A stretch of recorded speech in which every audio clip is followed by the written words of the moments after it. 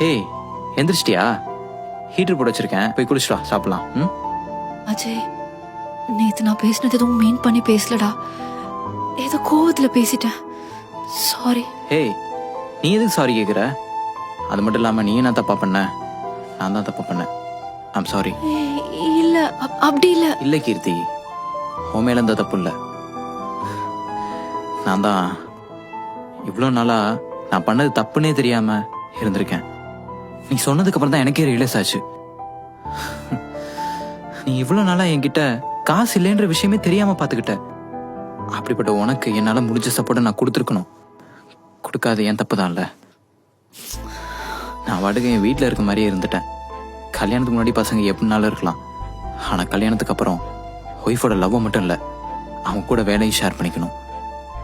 பொதுவாக ஒய்ஃப் வீட்டில் வேலை பார்க்கும்போது ஹஸ்பண்டும் கூட சேர்ந்து வேலை பார்க்கலைனாலும் அவங்க பக்கத்தில் நின்று 4 வார்த்தை அன்பாக பேசினாலே அவங்களுக்கு ஒரு சப்போர்ட்டாக இருக்கும்ல. நான் அதை செய்யலை. ஆனால் சத்தியமாக சொல்கிறேன் கீர்த்தி, நான் வேணும்னே அப்படி பண்ணலை.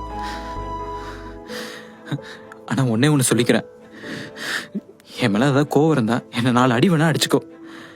அந்த மாதிரி என்னை தனியாக மட்டும் விட்டுட்டு போயிடாத. சத்தியமாக முடியல. இல்லடா, இனிமே நானும் அப்படி பண்ண மாட்டேன்.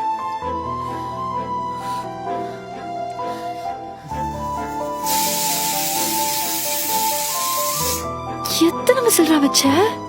விசிலா தெரியலையே. அதெல்லாம் பார்க்கணுமா என்ன?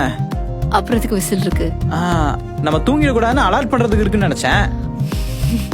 என்னன்னே தெரியாம தான் சமைக்க வந்துட்டா.